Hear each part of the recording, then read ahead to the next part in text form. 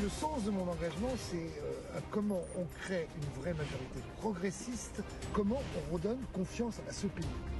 La toute première question, elle est importante. Pourquoi voulez-vous devenir, madame, messieurs, présidente de la République? Jean-Luc Benamias, vous êtes le dernier dans ces professions de foi, c'est le tirage au sort qu'il a voulu ainsi.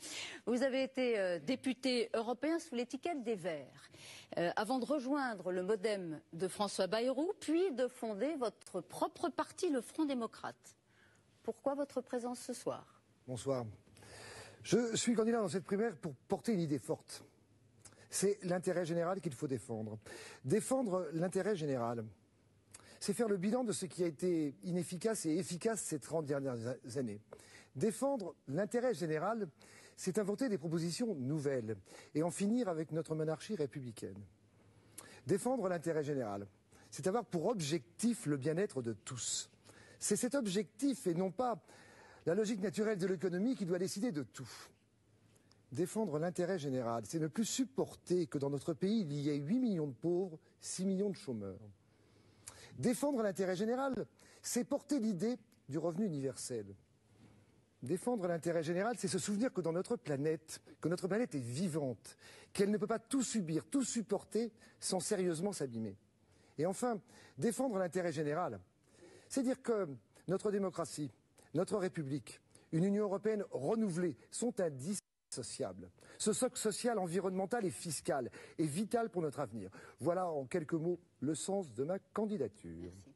Merci Jean-Luc Benamias. Tout de suite, une question préliminaire que nous allons poser à chacun d'entre vous. Depuis 2012, vous avez tous soutenu à un moment ou à un autre l'action de François Hollande qui a renoncé à se représenter tour à tour. Pouvez-vous d'un mot, d'un seul, qualifier le bilan du président de la République?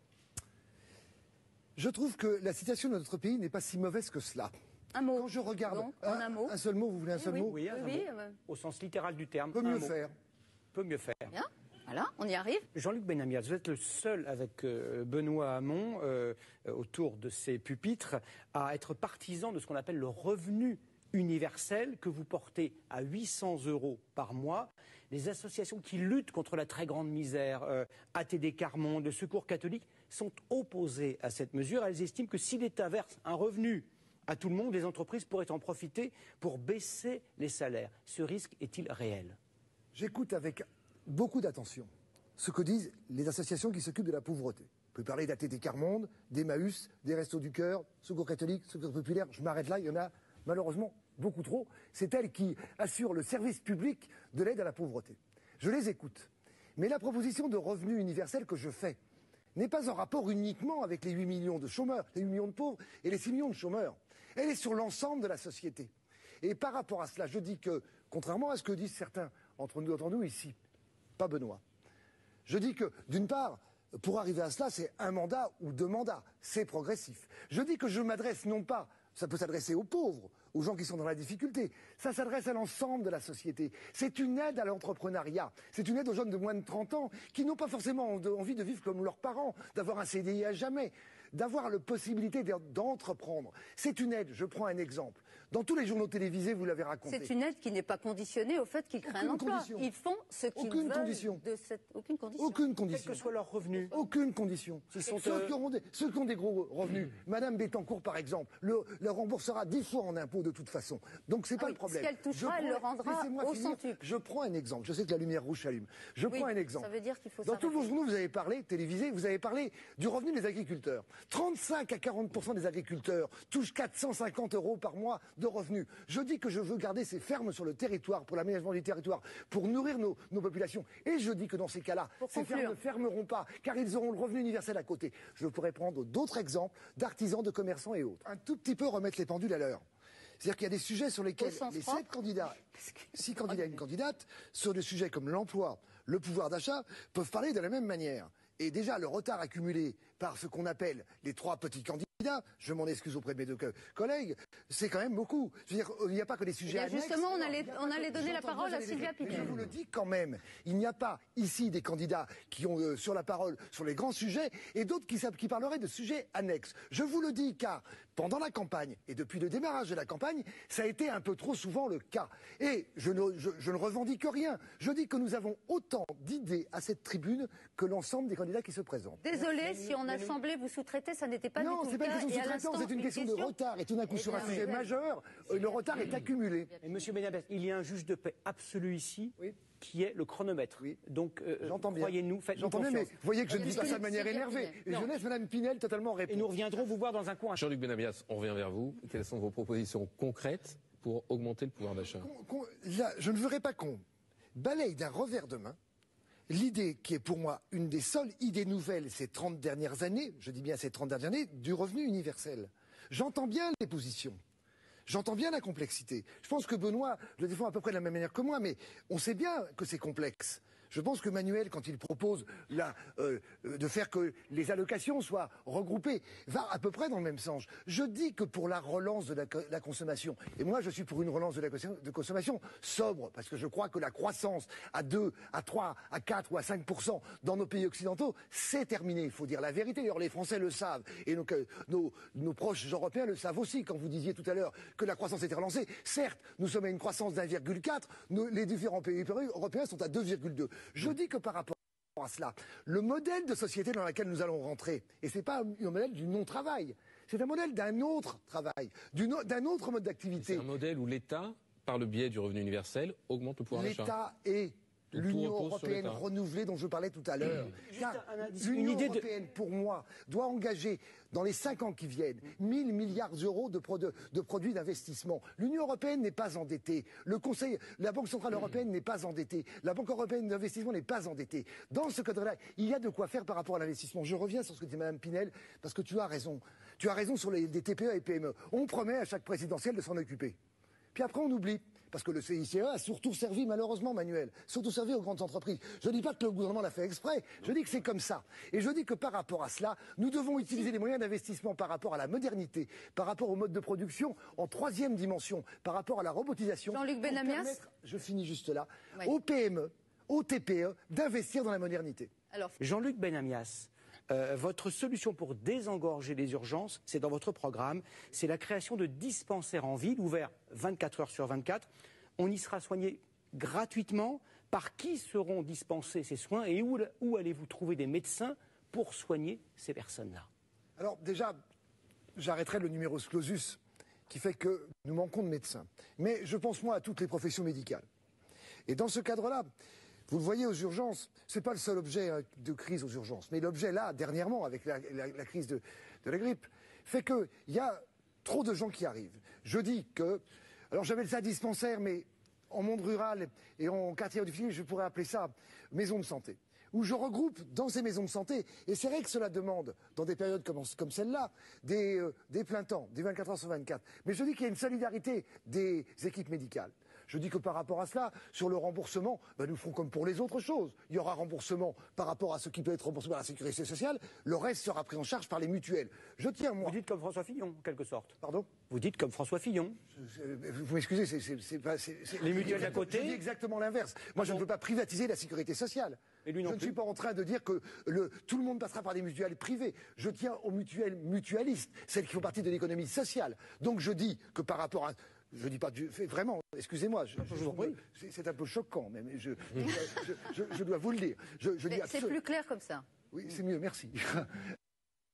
Non, vraiment. Non, je dis qu'il faut désengorger les services d'urgence, car c'est panique à bord et les salariés des services d'urgence, pas uniquement les docteurs, mais l'ensemble des services médicaux sont débordés. Je dis qu'ils n'ont même pas le temps, tellement ils sont débordés, tout le monde le sait, de prendre le RTT. Il y a des milliers de... En grande partie, les RTT, à cause de la création des 35 heures par la gauche lorsqu'elle était au pouvoir en l'an 2000. C'était un des problèmes. L'autre problème, c'est d'avoir plus de professionnels. L'autre problème, c'est valoriser leur salaire. Des infirmières, des aides-soignantes. Je termine sur une chose, je tiens à cette idée de dispensaire, parce qu'elle est, par rapport à des gens qui sont dans l'urgence, qui pensent être dans l'urgence. Je ne parle pas de la grippe difficile, je parle d'autres systèmes. Des parents qui arrivent avec leur gamin qui a une angine, une grippe, il n'y a personne, ils vont aux urgences. des personnes qui s'occupent des personnes âgées. Ils vont aux urgences. Je dis qu'il faut désengorger ce système. Le président de la République, François Hollande, a reconnu récemment avoir ordonné des exécutions ciblées de terroristes français à l'étranger. Au nom de la raison d'État, prendriez-vous la même décision? Jean-Luc Benamias, êtes-vous favorable ou opposé à ce qu'on appelle pudiquement les exécutions extrajudiciaires? Extrêmement clair. Ma réponse est oui. Alors Jean-Luc Benamias, ça n'est pas, je crois, faire de la polémique que de dire que la lutte antiterroriste n'est pas précisément au cœur de votre programme. On a relevé une mesure, néanmoins. Surprise, alors. Vous voulez constituer un corps de vigiles privés. Est-ce que c'est à la hauteur de l'enjeu ou est-ce que vous considérez que nous avons un arsenal de mesures suffisant pour lutter contre le terrorisme aujourd'hui? Alors j'apprends que je veux constituer un corps de vigile privé, je ne sais pas où vous avez lu ça. Moi, sur votre site, Jean-Luc Benamias 2017. Donc si à chaque fois vous dites que ça n'existe pas. Pardonnez-moi, monsieur Benamias, juste pour lire ce qui est dans votre programme. Ce que j'ai à dire Non, pardonnez-moi, monsieur Benamias, nous n'avons pas inventé cette mesure. Des vigiles privés pour surveiller les centres commerciaux équipés d'armes non létales. Nous l'avons lu il y a 2 heures. Jean-Luc Benamias 2017. Il y a parfois des surprises quand on fait des choses sur Internet, c'est leur lecture, mais donc quelqu'un d'autre a écrit votre programme. Le sujet est beaucoup plus important. Je voudrais me féliciter, et je le dis sans aucune démagogie, de la façon dont le président de la République, dont le Premier ministre Manuel Valls, dont Bernard Cazeneuve, dont Jean-Yves Le Drian et l'ensemble du gouvernement, l'ensemble des forces de police, l'ensemble des forces de sécurité, hors vigile, même si c'est un travail utile, ont réagi par rapport à la situation incroyable d'assassinat, d'attentat que nous avons vécu. La façon dont même la gestion de l'état d'urgence a été mise en place montre que nous sommes réellement en République et en démocratie. Car le droit de manifestation a été toujours autorisé. Ça s'est vu de nombreuses fois. Car les libertés publiques ont été tout à fait totalement autorisées. Et donc dans ce cadre-là, je le dis et je l'affirme, il n'y a pas beaucoup de gouvernements, de chefs d'État, de premiers ministres qui auraient réagi de la même manière. Je me félicite, après les attentats de Charlie Hebdo, de voir comment l'ensemble quasiment des dirigeants du monde sont venus aider la France, soutenir la France. Alors vous, président, je me félicite des réactions de ce gouvernement, de Manuel Valls, du président de la République, lorsque d'autres pays subissent des attentats, lorsque d'autres pays subissent des assassinats. Vous voyez, ça dépasse très largement ce qui m'a échappé sur mon site de savoir pourquoi... Mais vous, président, Jean-Luc Benamias, j'y pense tous les jours. Avez-vous... Bon, on peut quand même prendre la chose un peu au sérieux. Je les prends totalement au sérieux, madame. Est-ce que vous avez une mesure qui aiderait à lutter contre le terrorisme ou encore une fois, vous estimez que nous avons l'arsenal? J'estime que le travail qui est fait aujourd'hui, je viens de le dire, est un travail qui est fait à 100%. Et j'estime que quand, encore une fois, je vais encore te citer, Emmanuel, le président de la République, le Premier ministre, expriment régulièrement et disent aux Français la vérité, c'est-à-dire que des attentats, malheureusement, peuvent nous tomber dessus du jour au lendemain. J'écoute ce qu'ils disent. Les Françaises et les Français écoutent ce qu'ils disent et je dis qu'à ce niveau-là, le chef de l'État, le Premier ministre, M. Cazeneuve aujourd'hui, disent la réalité et préviennent les Français. Jean-Luc Benamias, que peut faire la France entre le plus grand pays du monde par la superficie, la Russie de Vladimir Poutine, et le premier pays du monde par la puissance, notamment militaire, les États-Unis? Est-ce qu'on est réduit à être écrasé entre les deux ou pas? Sûrement pas. Mais je voudrais revenir sur le sujet d'avant, excusez-moi. Nous sommes face à une propagande islamo-fasciste. Il faut bien le dire, il faut nommer les choses. Nous sommes face à cette propagande. Elle existe sur nos territoires, sur les réseaux sociaux, et elle existe à l'extérieur. C'est pas pour rien que la France a engagé des forces importantes sur des conflits, notamment en Syrie, notamment en Irak. Je dis aussi que par rapport à cela, j'entends ce que tu dis, François. Que nous ne soyons pas amis avec Poutine est une chose. Mais dans la diplomatie mondiale, sur les grands schémas mondiaux de la mondialisation, nous devons discuter avec M. Poutine. On doit être ferme avec M. Poutine. Et je reviens... On doit discuter avec une longue cuillère ou pas? On doit discuter en tous les cas avec une Union européenne qui aurait enfin une politique de défense et une politique d'affaires étrangères. Et aujourd'hui, la France, malheureusement, se retrouve seule dans de très nombreux conflits. Se retrouve seule à dire des choses. Quand François Hollande dit par rapport à la Syrie, vous en rappelez, la ligne rouge est dépassée, car il y a eu attaque gazeuse, de gaz. En octobre 2013. En août 2013. Quand il dit cela, et qu'il n'est pas suivi par aucun pays européen, et qu'il n'est malheureusement pas suivi par M. Obama, ça pose problème. Je dis que par rapport à cela, la France toute seule ne peut pas. Je dis que nos forces armées sur les différents territoires, manque de moyens. Et c'est pas faute de mettre les moyens nécessaires dans le budget de l'armée, qui est très important. C'est faute d'avoir une défense avec coopération européenne. C'est faute d'avoir un certain nombre de pays européens qui participeraient à l'aide à nos armées. Nos armées sont parfois obligées d'acheter des équipements, que ce soit en Afghanistan, que ce soit en Syrie, que ce soit surtout quand nous sommes sur les territoires africains. Je dis que par rapport à ça, ça n'est pas normal. Il y aura au moins 3 candidats à gauche dans cette présidentielle, Emmanuel Macron, Jean-Luc Mélenchon et le vainqueur de cette primaire, l'un de vous 7, pour éviter l'élimination de la gauche dès le premier tour. Le moins bien placé des 3 doit-il se désister? Jean-Luc Benamias. Ouais, c'est clair. Oui. La question est claire, mais je n'y répondrai pas aujourd'hui. Ah, c'est Bon, encore plus alarmant qu'Arnaud Montebourg.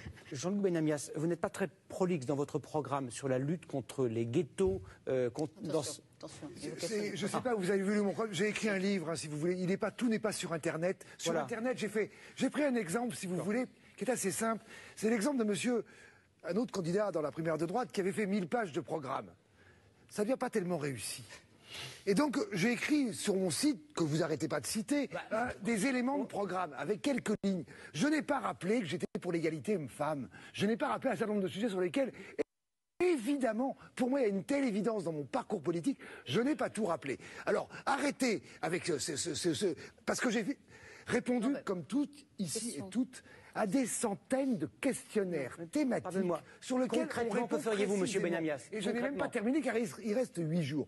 Donc, sérieusement, oui, j'ai un programme. Oui, j'ai une certaine aptitude à penser comment on lutte contre la pauvreté, comment on lutte contre les quartiers en difficulté. J'ai juste été élu maire adjoint à Noisy-le-Grand pendant plusieurs années où je m'occupais de sécurité publique et j'ai fini par être délégué à la police nationale. Après, je suis allé vivre à Marseille depuis 15 ans. J'ai été tard. Rappelez-vous, à l'époque du gouvernement, ça devait être... je ne me rappelle plus le Premier ministre, c'était Mitterrand qui était président de la République. On a fait une grande initiative avec M. Castro, c'était Banlieue 89, qui définissait extrêmement précisément, on pourrait... Oui, c'est pas Fidel, c'est Roland. Oui, naturellement. Je ne parlais pas de Ségolène Royal. Pardon, c'est de l'humour. Très mauvais, je sais. Je crois. Bien, je reviens. Banlieue 89, qui définissait les travaux qui auraient dû être faits. C'était Michel Rocard qui était Premier ministre, je me rappelle maintenant. Qui étaient être faits pour rattraper les retards structurels.